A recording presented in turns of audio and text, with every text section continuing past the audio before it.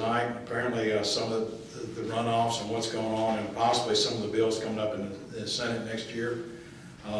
But he's a champion of the Tea Party. He's been with us since the beginning, along with several other folks. What happened with Chris shouldn't happen to anybody. Especially, you know, you or I were running, the same things would happen. That's what I've told folks for the last 8 to 10 years, it seems like. I said, if it had been you or me, would you support what happened to him during the campaign? And inevitably everybody says no, but it still happens. But anyway, I wanted to give a shout out to Chris and his family and thanking them for coming over, and thank you for coming up from Ellisville, Laurel. Of course, I share that home now, and I didn't think 10 years ago I'd be living in Jones County, but don't know if I'm going to be one of Jones County's finest, but I'll try. But anyway, let Chris come up and speak to us, and enjoy having you. Come on up.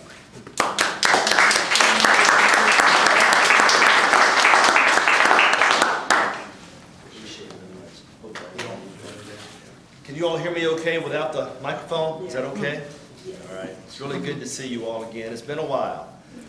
But it's good to be here. It's you know, 2 kids and a couple of jobs, and fighting for you all takes a lot of time and energy, but you know what? It's well worth it.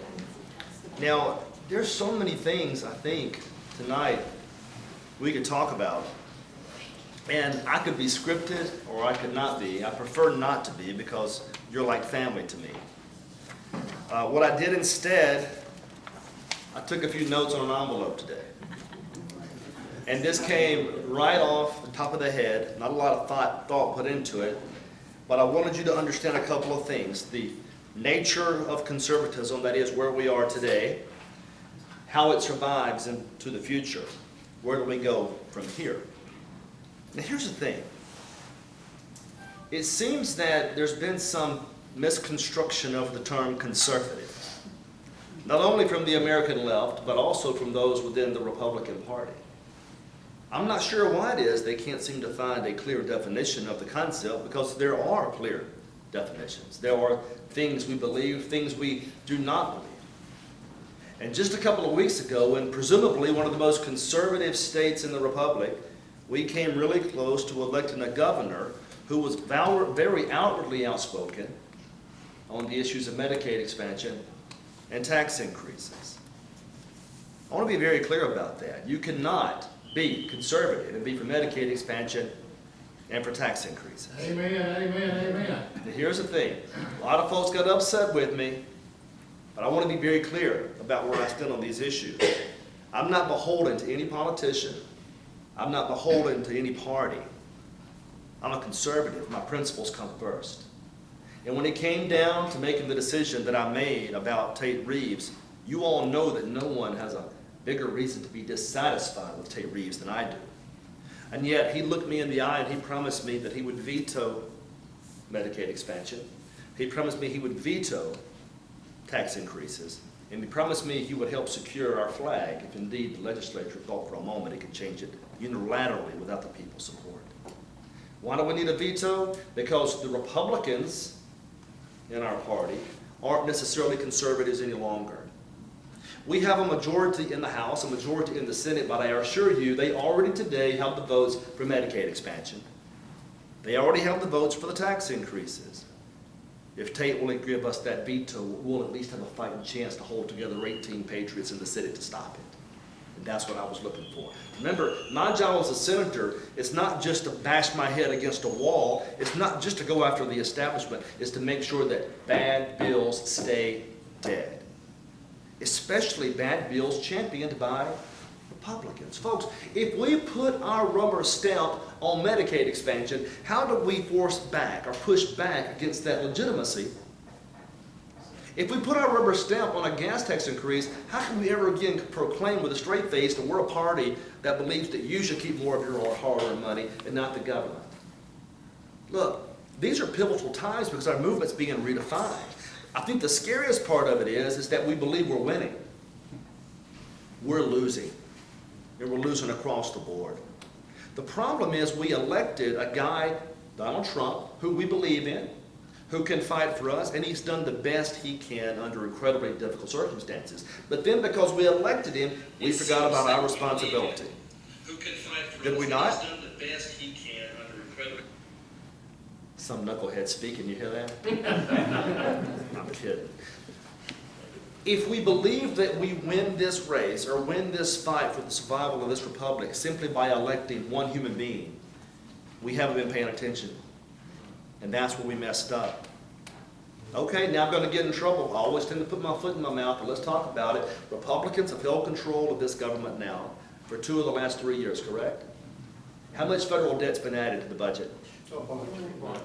Almost $3 trillion. Almost $3 trillion and no end in sight. Why aren't we talking about that anymore? I guarantee you, had these types of deficits, this debt, been accumulated under a Democrat administration, we would be outraged. But now look, let's be clear, it's not Donald Trump's fault. We know who writes the budgets, right? Who writes the budgets? Okay? They're the ones passing the bad budgets. Because of that, we can't be effective. That's just the tip of the iceberg. It's just an example, one of many I'll use tonight. We're not here to be anti-anybody necessarily. We're here to propose conservative solutions for all of our problems. And we do have conservative solutions for our problems. I had someone ask me the other day, what are you trying to conserve? You're a conservative. What are you trying to conserve? It's a great question for us today. What are we trying to conserve? People say, oh, I'm trying to conserve limited government. Fair response. I'm trying to conserve the lives of the unborn. It's a fair response. But for us, it's more pivotal than that. We're trying to conserve the original founding. The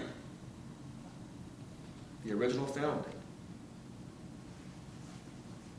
It seems our people have forgotten what it was all about. We go through the processes, the symbolism, the patriotism. Those are important things. I love the Pledge of Allegiance. I love the national anthem.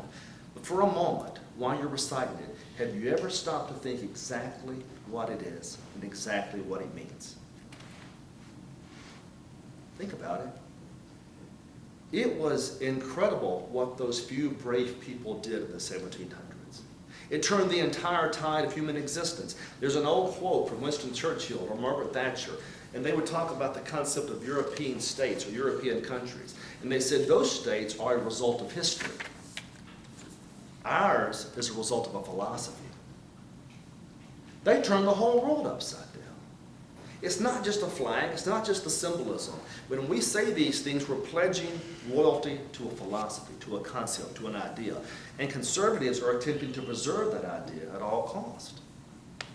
Why are things so upside down? Because you have two contrasting philosophies now butting heads. For the last several generations, Wilsonian progressivism has gained control in our institutions of higher learning and our halls of government. And because of that, you have two different types of people fighting for the same control of the government. One who values individual liberties and fundamental rights. The other who values more collectivism.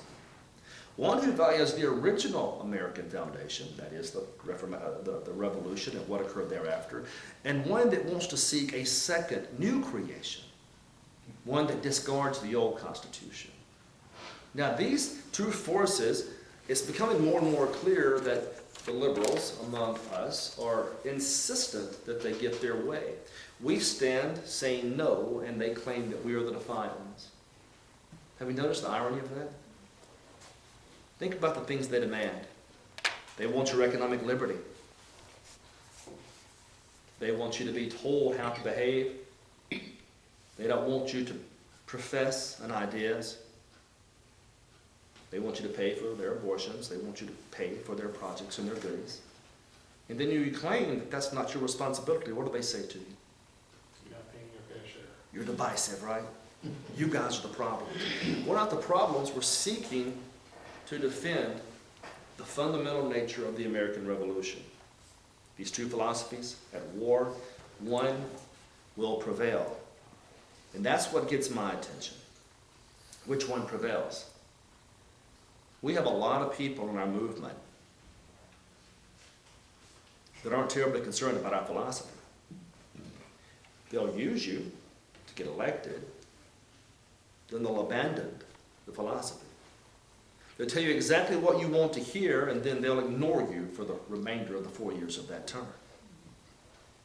If we're going to be the salt and the light of this country, the way we're supposed to be, if we're going to defend the original revolution, then there are certain things that we must insist upon from our politicians and from others. What is a conservative? A conservative, his number one political ambition should be freedom. Freedom. Liberty is the primary political value of a conservative. Primary. We have other values, our churches, our families, but the way we view politics is through the lens of liberty. Put another way, if government is encroaching, by definition, your liberty has to be decreasing. They cannot exist in the same sphere of influence for long. As liberty decreases, your individual rights begin to suffer accordingly. If you sense any program, any concept that restricts the liberty of your fellow man, by definition, that cannot be a conservative solution. Now, I say that because we just had this great debate over what conservatism is. Remember, preeminent political concept is liberty, to defend the early American Revolution. Anything that encroaches upon that encroaches upon our conservative belief system. Close second to that is the protection of rights. Your rights and mine. Our opposition has a lot of hateful things to say. That doesn't mean they should be censored. Our opposition sometimes can be vicious and they can be mean. That doesn't mean they should be silenced by force. Their rights are just as precious as ours. And I would defend their right to say it, just as I would defend your right to criticize them. The protection of individual liberty is a core component of conservatism.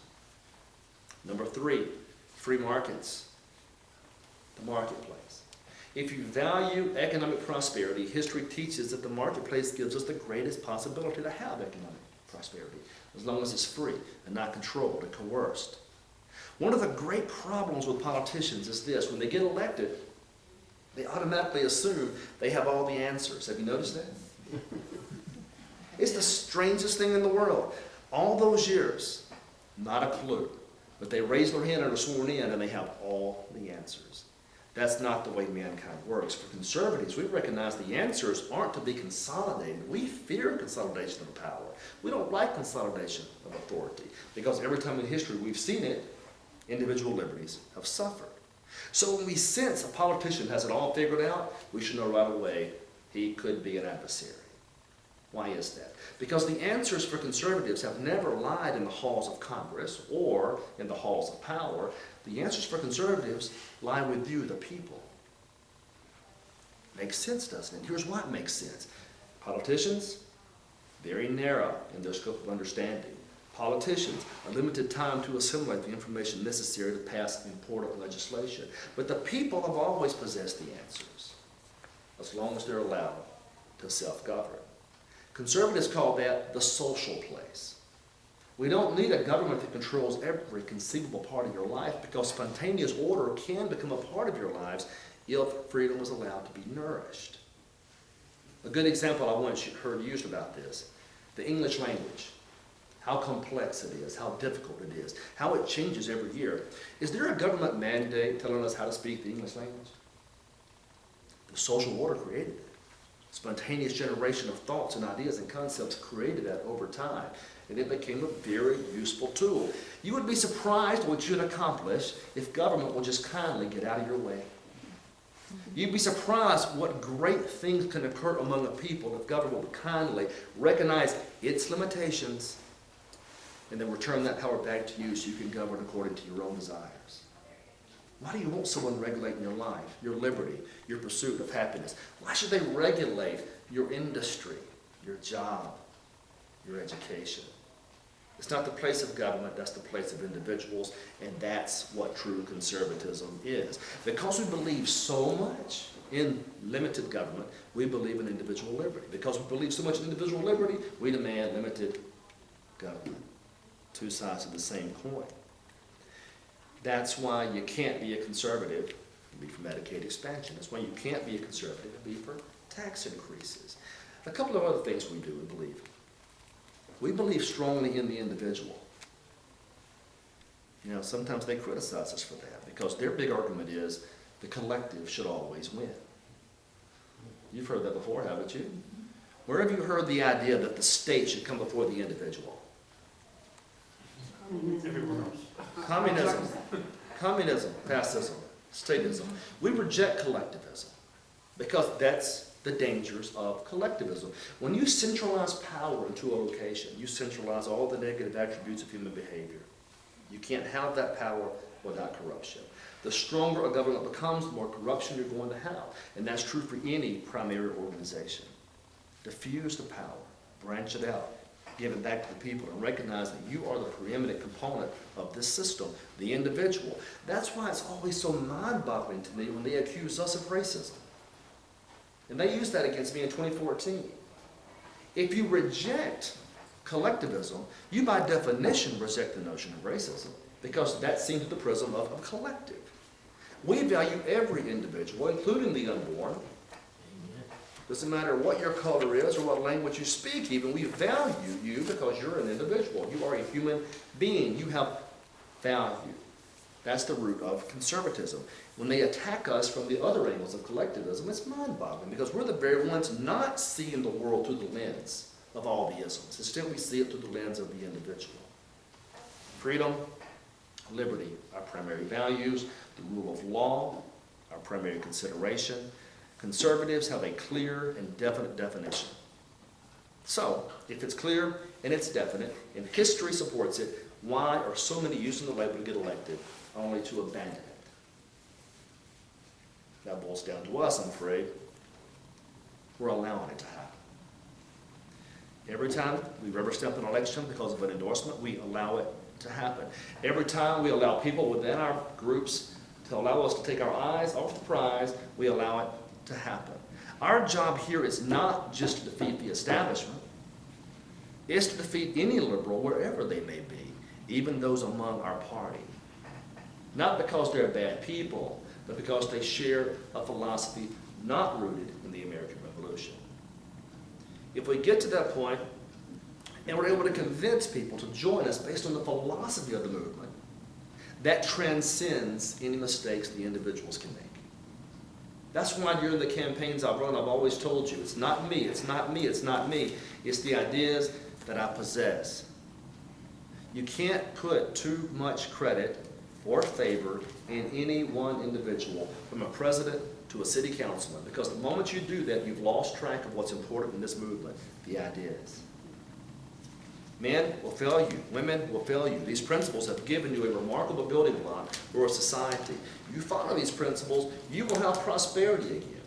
But to do that, you've got to convince your neighbors this is the right approach. And that's the biggest and most difficult part of this, I think, is that we're fighting these Wilsonians, we're fighting these progressives in this marketplace of ideas, and they have the easier arguments. They want to buy elections by using your taxpayer dollars to pay off their voters. That's an easy argument to make.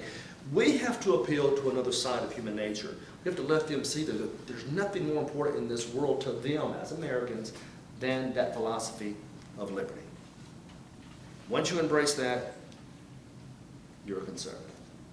Anything short of that, just a progressive by another name. Now, with that said, like I always do, this is time for us to talk for a few minutes. And I can clarify remarks I've made. I can add to them. I just don't want to bore you to death. Because when I told you I came in here with no notes, that's dangerous, because I could make this an hour-long speech in a heartbeat. But that was the condensed version of some of the things on my mind just this afternoon as I was driving up.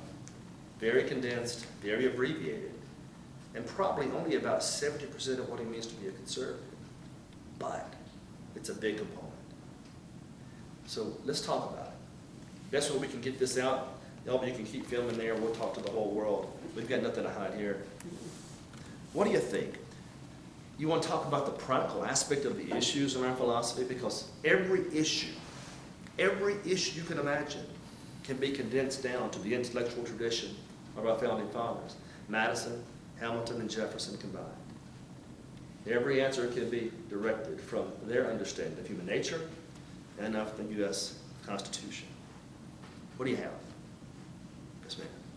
I was in Colorado this summer and I was invited to hear a speaker. Oh, I'm sorry. Do you mind if someone asks a question, if I put the microphone in your face?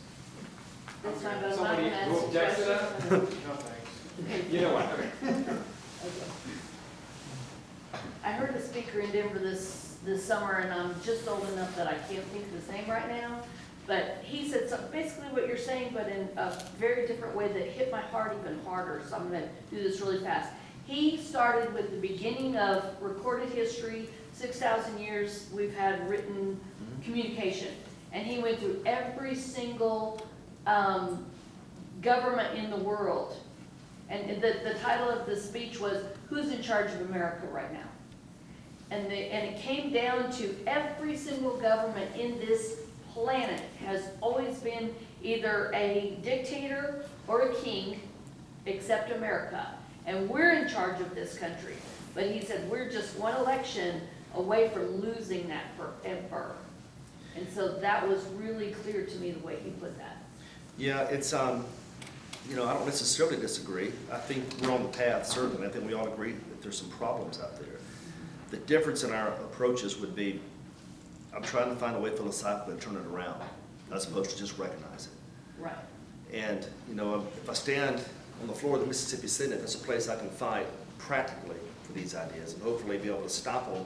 But more importantly, all right, this goes to an earlier issue of politics.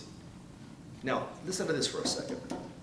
This was Margaret Thatcher that said this. She once asked, do you want to be somebody or do you want to do something? We have a lot of politicians in this state that just want to be somebody. We don't have to list them all. We'll talk about those later. But they just want to hold an office at all costs. They'll say whatever they have to say, whenever they have to say it, to hold that office at all costs. They want just to be somebody.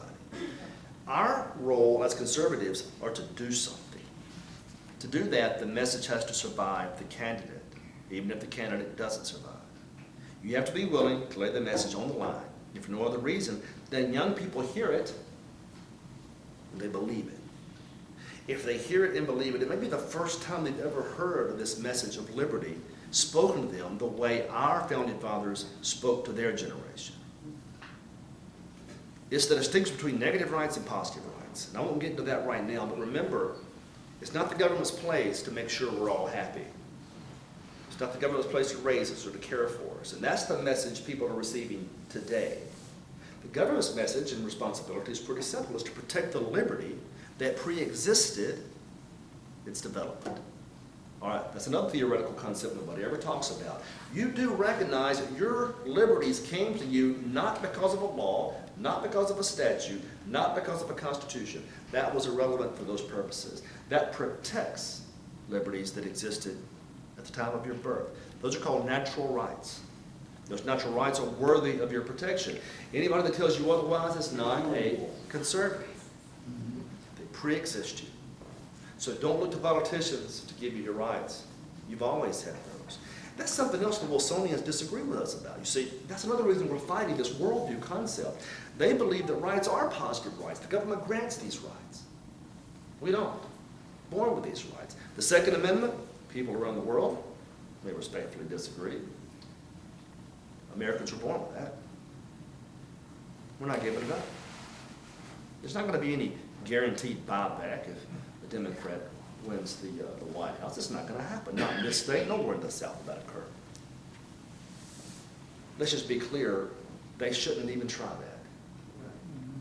With every part of my Scotch-Irish ancestry, I can tell you unequivocally that will not end well for anyone who tries that in the South. Better to back away and recognize our civil liberties. Better to back away and recognize our God-given rights. That's what we must be willing to do to secure them.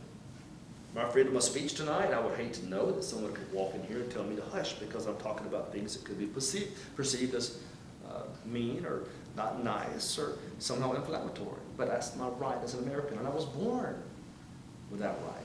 And I would defend it just as I would defend the second right, but not just mine, but yours as well. We have to look at these things from a different lens. We weren't granted these rights by politicians. We were born with these rights. They're worthy of our best efforts to defend them. But I agree with what you're saying, and I would like to hear him speak one day. I bet it would be good. Colorado? Well, he just happened to be